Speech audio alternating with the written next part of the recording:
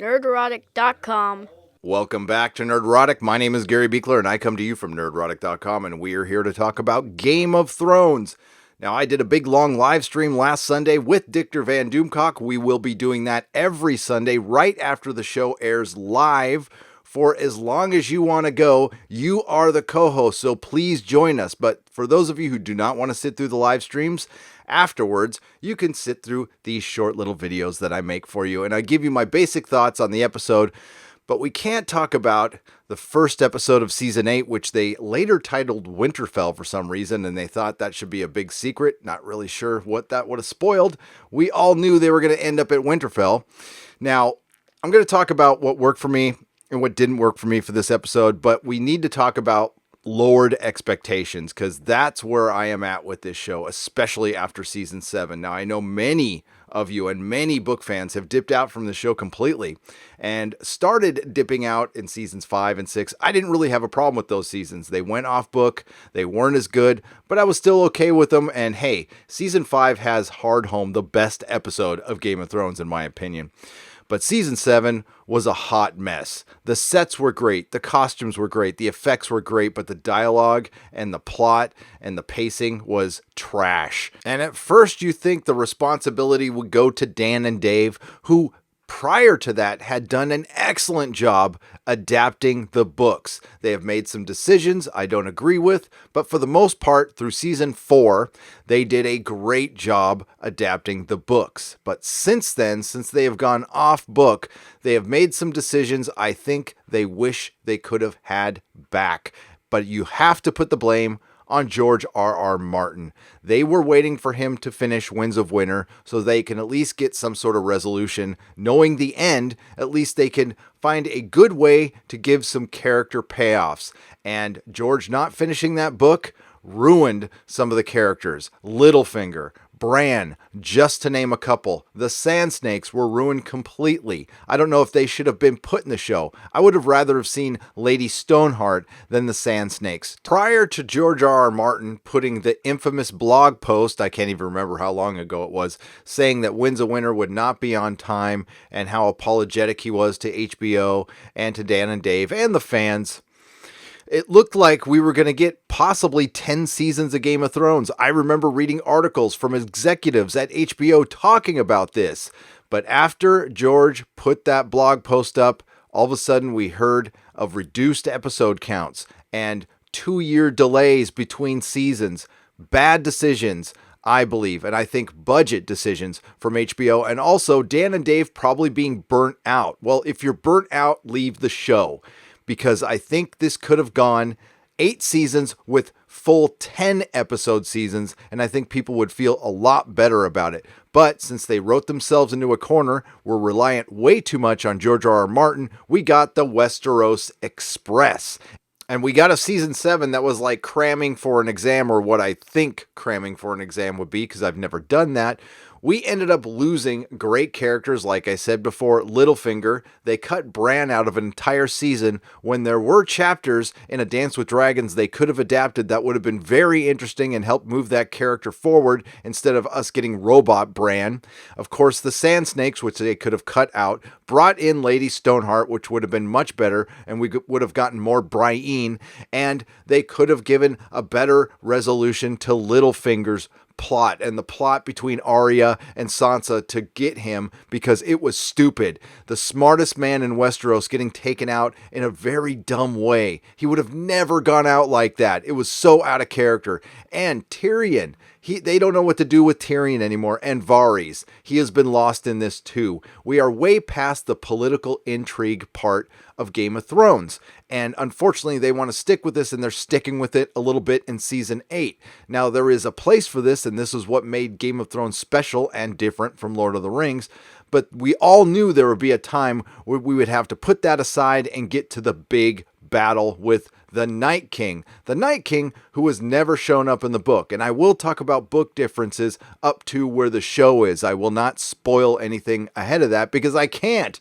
We're left in the books with Jon Snow lying on the ground bleeding, with Arya still in Bravos, with Sansa still in the Vale, and with Bran still behind the wall. So we're way past book, And we know Dan and Dave, due to that infamous Santa Fe meeting, know the ending, but I don't think we're going to get the ending that we're going to see in the books, and they have no idea where George is going. I don't think George has any idea where he's going, and I wouldn't be surprised if that ending he told them isn't going to be the ending at all. And it looks like Dan and Dave might be adapting the original treatment a little bit, where there was a love triangle between Jon Snow, Arya, and Tyrion. If you don't believe me, it's on the internet. Now, obviously, they're going to replace some characters in that love triangle, but I think Tyrion might be meeting the same fate as he does in that treatment, which is not good and would make me very unhappy. So with the first episode of Season 8, what worked for me and what did not? Well, the opening credits, that worked for me. They look like they got a lot more money. I thought that was really cool, and it kind of shows the potential journey of the Night King through Westeros. We got to see inside the castles. They went into the crypts, so I wonder what that means. So it did pique my curiosity, and it was extremely well done. What else worked for me? The opening scene. That was an homage or mirrored the first episode of the first season, with Daenerys Unsullied marching through Winterfell, and the quick scenes we had of Arya seeing Jon the Hound and Gendry.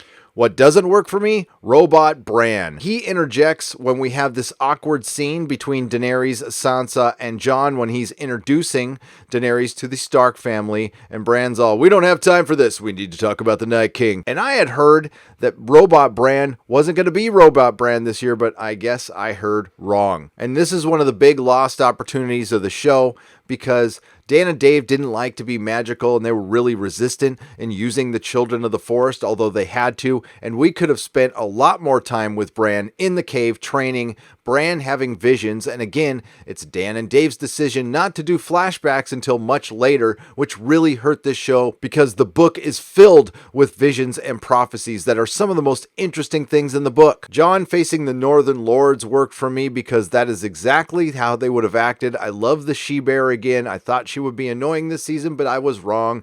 She was speaking for some of the fans. Why did Jon kneel? But you know what? That's actually in character for Jon. Remember, this is the guy who let the wildlings through the wall, which is much worse than bending the knee to a hot Targaryen. They'll eventually come around, especially when she has two dragons. What didn't work for me? Tyrion and Sansa scene, and why that didn't work is because Tyrion again is acting out of character. Now, he has made very bad decisions when it comes to love, but him trusting his sister is ridiculous and completely out of character, and Sansa is right for calling him out on that, because the writers are writing Tyrion wrong right now, in my opinion. One scene that worked for me was Bronn. Bronn in any scene works for me, and it was the funniest scene in the show, especially the scene with Qyburn and the Pox, and the payoff of that scene, getting the crossbow from Qyburn and him accepting all of that gold to kill Jaime and Tyrion. Although he looks like he feels bad about doing it, Bronn would definitely do it for the castle. Another scene that didn't work for me, Jon and Arya's reunion. What a disappointment. How can the Jon and Sansa reunion be more emotional than the Jon and Arya reunion? Big lost opportunity on that one. Cersei smiling when she heard about the dead coming through the wall worked for me, but everything else with Cersei doesn't. It seems empty in King's Landing, like we're missing a bunch of characters. It's just Cersei, the Mountain, and Qyburn, and Euron. And now we got homeless Harry Strickland from the Golden Company, who's just going to be a background character. They're probably not going to give any of the history of the Golden Company, which is rich and wonderful. That's why I'm a book fan. But then we can get to Euron, another thing that completely doesn't work for me. Euron is one of the best characters in the book, a bad guy equal to the Night King, a serious bad guy that could balance out the Night King and maybe make Cersei a better character, and it looks like those two might be working together in the books. I'm not 100% sure, but it looks like they're going that way, and if it was book Euron, I would be behind this 100%. Show Euron sucks. Then we get to Theon and Yara, who is supposed to be Asha. Asha Greyjoy in the books is an excellent character. Yara is just nothing. And Theon, who has one of the best story arcs in the books, period. He has my favorite chapters in Dance with Dragons. Just is nothing now. And again, because we're rushing it, we're losing the payoff that we could have with Theon. His redemption is going to be hollow because they rushed it. I liked Arya and Gendry's reunion quite a bit, but I disliked Arya and the Hound's reunion. I thought there would be a little more emotion there. Maybe we'll get more of that in the future. It was just kind of shoved off, and that's what it seemed like. Same with the Theon and Yara thing. It seemed like they were just mopping up and getting stuff over with, and that is more the same from season 7. That is the problem I had. Now, overall, I thought this episode was paced pretty well. It wasn't as bad as any episode in season 7, so I mostly liked the episode, although I sound like I don't, but I did. I did like the Jon and Daenerys dragon flying scene. While I wish there was better build up to that, it was really good to see. Great effects. The dragons look brilliant. Dany and Jon at the waterfall with the little callback to him and Ygritte in the cave and saying they could stay there forever, and then Drogon giving him that hard look. I thought that was pretty good. I also thought the Daenerys and Samwell Tarly scene was really well done. I felt so bad for Sam, and then it led to the R plus L equals J scene with Jon in the crypts. Again, a little rushed, but I love the reunion with Sam and Jon, and now Jon knows he is a Targaryen, and I am glad they didn't draw that out, although I wish they would have dealt with that last season a little better, because the big reveal when we, the audience, found out Jon was a Targaryen, that was done brilliantly. Now, my two favorite scenes in the episode came towards the end. I really loved when Jaime showed himself at the end and had that look at Bran, and the look on his face was brilliant. But my favorite scene was Tormund and Beric Dondarrion going to the last hearth, seeing the little Umber boy pinned to the wall, which looked like that little spiral that we've seen throughout the series that also looks like the Targaryen banner, done in a horror fashion, which I hope they do a hell of a lot more of, because that was the cool thing and has been the cool thing about Game of Thrones. There's mixed genres within this dark fantasy, and that's why I love it so much. I used to love this show so much, so my expectations are lowered. I still enjoy it, but I'm always going to think about what could have been, and I'm sure Dan and Dave do too, and I'm sure George R.R. Martin does too. But we will see how the season progresses. I will be here every week with a short video, and I will also, of course, do the big long live streams with Dictor Van Doomcock at 7 p.m. Pacific time every Sunday. It's our own Game of Thrones post show, but unlike other ones, we aren't going to be 100% shills. We're going to call bad stuff when we see it, and we're going to call good stuff when we see it. And hopefully you will join us, and everybody is free to join. All opinions are welcome. You can disagree with us respectfully, and we will still have a good time. Everybody, please like, share, and subscribe. If you like what you heard, please go to nerdrotic.com for my live stream schedule. Everybody have a great day, and may the small folks sing songs of your greatness.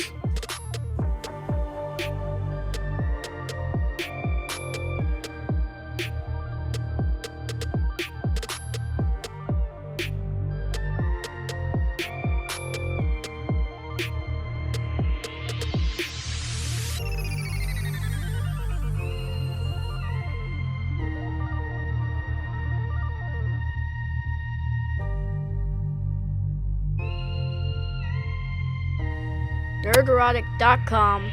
Please subscribe.